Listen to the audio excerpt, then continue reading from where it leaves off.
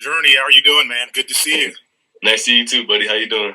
Good, man. You see, you got the facial hair growing in, looking good. Hey, you know how it is.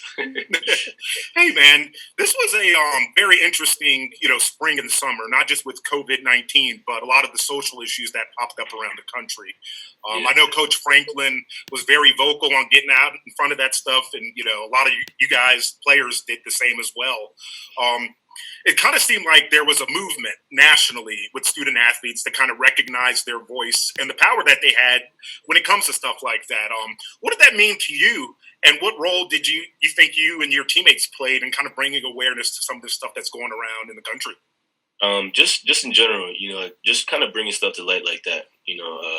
We, especially in the locker room, there is nothing like that. We all love each other, and I feel like when you apply that type of stuff, if the world could be a little bit like our locker room, I feel like we would have a lot better, stuff that would be going on. But just me and my teammates, me personally, I didn't feel like I was educated enough to kind of speak on those type of things. So I did my readings and talked to people that were, and I got comfortable being able to speak out and be comfortable be comfortable knowing what I was saying and not just going there blinded and not. But of course, I have my opinions and whatnot.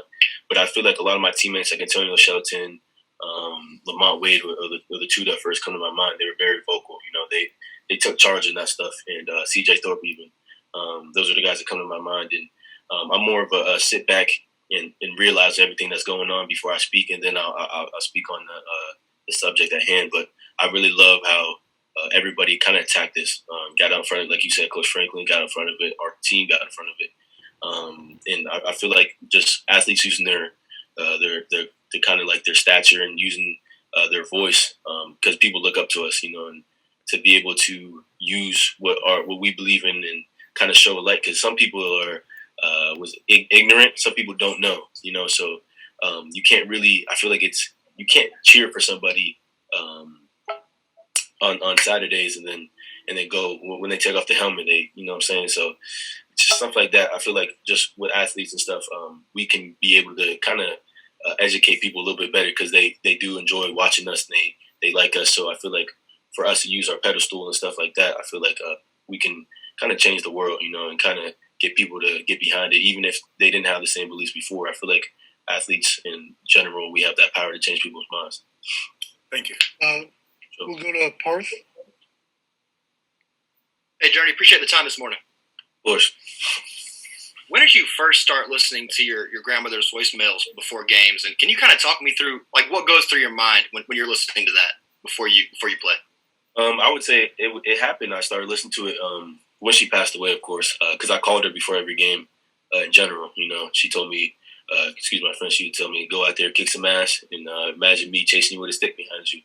And I'd be like, okay, yep, I got you. Like, I'm gonna do what you tell me to. And then it wasn't too long ago when she passed away. I always have her voice in my head regardless, but it was just one of those things I needed to hear. It just gives me power. It just gives me confidence to do what I do. And it's that knowing that she's not here doesn't mean I stop playing ball for her. So just hearing her voice, is just more like a comfort thing. Keeps me calm, cool, collective. Because I'm like one of those people that really get nervous when I go to practice. I get nervous when I get on the game and play a Madden football game. I get nervous when I walk down the street. I'm just I'm not paranoid or nothing. I'm just anxious. I'm a nervous guy. But just hearing her voice really calms me down and makes me focus, and that gets those blinders on me, and I'm straight focused and zeroing on my task at hand. Was it tough to kind of hear her voice right after she passed, emotionally, or did it take you some time to kind of bring yourself to it? Like I said, I got interviewed a couple of days ago. I always said I've been telling myself this since everything I've been going through my life. Life is about perspective. If you look at everything positively, you'll be all right. My grandma was hurting when she was here. She was going through some stuff. So for her to be in a better place and not have to worry about her bodily issues and stuff, I know she was good. So I know. I always been, if she's good, I'm good. So I knowingly know she's good. Hearing her voice is just like she's talking to me on any other day, because I still don't feel like I haven't lost her at all. She's still with me every day, every step I take, every breath I take. So for me to hear her voice is just like how me and you were talking right now. Just if you were my grandma, of course, like it'd be more impactful and stuff. So yeah, Appreciate it. so We'll go to Mark Wogenrich. At the Cotton Bowl, you kind of joked, being interviewed, you said, yeah, I'm definitely coming back among the running backs. I remember you saying that, I'm definitely coming back, as if there wasn't going to be even an issue. Then the world changed. Over this spring and summer, did you ever give any thought to trying your next step at the NFL? And ultimately, what led you to come back if you did have to make a decision in that vein? Well, yeah, everything crosses your mind. You got people in your ear talking to you, and people trying to convince you to do stuff, and people telling you, oh, you can make money, this other stuff. I'm one of those guys that I understand kind of how life works. I take a step back, and I know that money is going to come. I'm gonna make money regardless. I'll have a job, or I do what I got to do to make bread and to support my family. So you're never gonna get. I never can play college football again. You can't come back, and you got 4 years or 5 years, and you're done. So I'm gonna ride this one out till I can, or until I sit down with Coach Ciarrocca. And I had thoughts, but I value Coach Ciarrocca's opinion very much, and I feel like he knows what he's talking about, and he got me to this point just coaching me, and so I have full and most utterly respect for him. So I wasn't even gonna consider leaving without talking to him and getting his opinion on it, regardless. So if I had a thought about it, I would have talked to Coach Ciarrocca about it, and we ain't never talked about it, so it was never a thought. Did training out in California make you more want to come back to Penn State more, or did it make you think about more options? Training out in California, I was in LA. Like, you know how LA is. Like, it's the big, flashy lights, cameras. You know how it go. But for me, I never get caught up in the mix. I might a little bit, but I always, like I said, I like to remove myself from situations and realize kind of what I'm doing and kind of what I'm in. And that lifestyle I love it. Most of my family used to live out in California, so I feel like I'm supposed to be there type stuff. But I'm from Meadville, and I love Meadville, so it ain't no problem coming back to State College and playing ball. But that's that lifestyle, like I said, that will come. I'll put myself in a position to be able to live that California, LA lifestyle. But I got to take care of what I got to take care of first, and that stuff will come to me. We'll go to William Pegler. Hey, Journey, how's it going, man? What's up, buddy? How you doing? Good. So, obviously, strange offseason. We talked about it a little bit. For you, where do you think is the biggest area you've grown on or off the field in these past few months heading into this season? Just off the field, I would say just being more mature, just my mental, kind of going about things differently, just knowing that I'm an old head, and these young guys kind of look up to me. I got them calling me, texting me, asking me questions and stuff, and for me to be able to answer those questions, I got to know it myself and prepare for it myself. So that's off the field. I would say definitely just mentally understanding the game a lot more. And then on the field, I probably catch so many jugs. My hands start hurting. Just working on my hands, getting with Pat Frymuth and Jahan, learning how to do routes differently. Learn how to break defenders down, and just upping my game like I said I was last year, going into this season. Just working on stuff that I think I need to get better at and improve on, and then also strengthen my game and polishing my game that I know that I'm good at, and taking that to the next level and making sure I'm full cross balance back and being the best balance back. So for me to do that, I have to make sure I polish what I'm good at and then work on the stuff I'm not, so I can bring everything up so it's not no sliding scale. We'll go to Ben Jones. You hear me, Journey? Yep, I like your Chance the Rapper's post. I got the same one right behind me. I know you can't see it, but I got the same one right behind me. Yeah, no, we were talking to Noah. He was mostly joking, but he said when he got to Penn State that his personality and your personality, you're different, and he kind of didn't like you almost at first because you guys are sort of different. I mean, how long does it take to sort of form camaraderie with guys in a room, and what is different about where you are as the three of you right now than where you were maybe a year ago? He actually did tell me he didn't like me at first. He was like, "Oh man, you was like a weirdo." Da da da. He's like, "I didn't really like you. I thought you was a weirdo." Da. I was like, "Yeah." I said, "I get that." Like, he said, "Then next thing I know, you one of the realest people I ever met." I said, "See, look, I'm a goofy guy. I'm a goofy dude. Like I love to play around. I'm just a happy person. So for him to come in all serious and stuff, I would like sit next to him and during practice and stuff and like pull down his pocket, like pull down his pants and stuff. And he'd be like, "What are you doing, dude?" Or like pull on his jersey and like or grab his mouthpiece out of his helmet and throw it on the ground.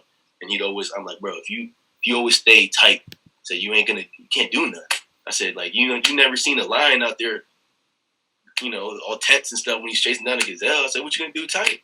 So you gotta let it go a little bit. But it didn't take long for him to grow on me, and vice versa. He's a good guy, great guy.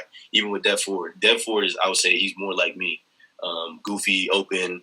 He asks dumb questions, that he knows, but just to get it right, But for all of us to click, even like when Ricky Slade was here, we all were just different personalities, but for some way, somehow that we all meshed together, and that's what I feel like on the outside people don't understand. That's why that's easy to leave the egos out the door because I really feel like those guys are my brothers.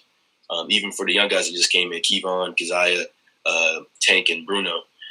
Even with those guys, I've never been more comfortable to be around people and be myself, and they know everything about me, because that's how comfortable I feel. That's how the trust I got in them, and that's for me. If I come off the field, I know Noah Kane, Dev Ford, Keziah Holmes, Tank, Bruno, Kevon Lee are gonna come in and do the same thing. That's the trust we have in each other, and I feel like that starts kind of off the field to be able to carry on the field. And I feel like that's where we're at now. That it's just a big old family in that room, and I feel like Coach Ciarrocca does a really, really good job in meshing us together and making it understand that this is the type of room that everybody's going to eat, and if you earn that opportunity to eat, that you will eat. We'll go to Kenny Shearlinger. Hey, Journey. Have you been watching a lot of the college game over the last few weeks and the NFL game and taking notes on what those guys have been doing well on kind of storing everything on this? I know it was kind of a rough start with tackling and everything, but have you noticed anything that you could take a mental note and kind of make sure that you're doing that well once you guys get back to playing? It's more of a watching kind of how teams are coming out slow and kind of learning from their mistakes, more of college aspect. Just watching everybody and watching the running backs and see kind of what they're not doing good, because I feel like that would kind of be the same thing I would kind of do, just kind of get my mind right, kind of learn from their mistakes so I don't do the same thing. But no, I love watching football. So when I watch football, other teams, I like to take myself out of football mode and understand, they're running 2-3. Oh, don't pass it over the middle, da-da-da. If I was running back, I would have sat that down. I love not only playing football, I love watching it, but I had to for me to enjoy it, I had to take myself out of that aspect. And of course, it's always fun watching my boy Yitor out there playing. Two tackles last week and one solo dolo. And watching KJ out there shaking and baking, doing the same thing he was doing here. And watching John Reed going out there and all the high praise he had going into that camp.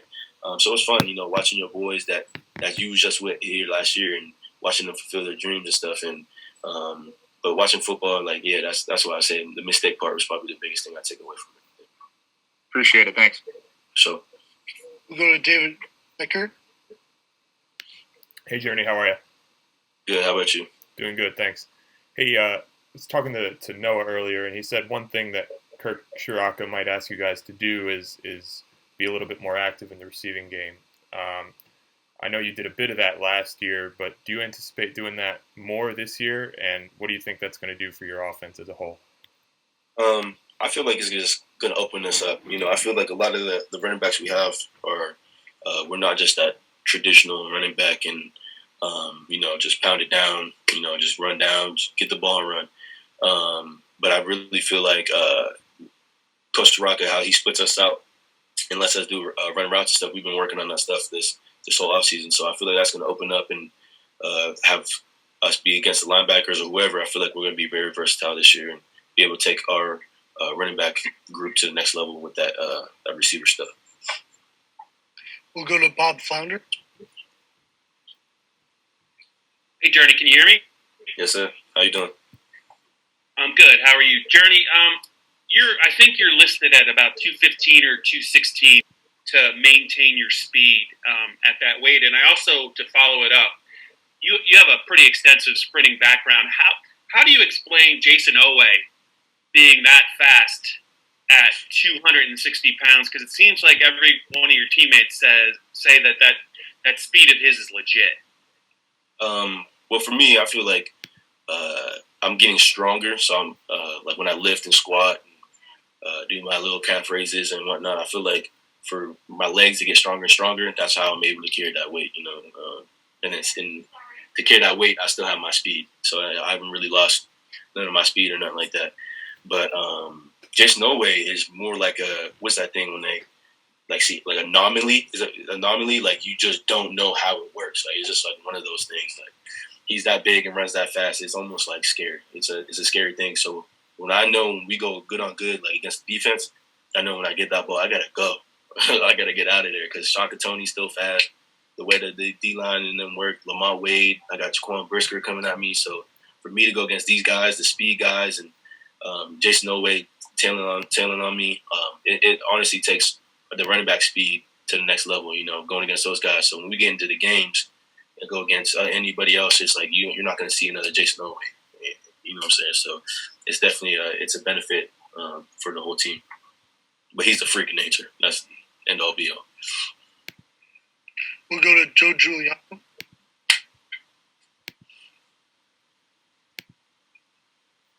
Hi, Journey.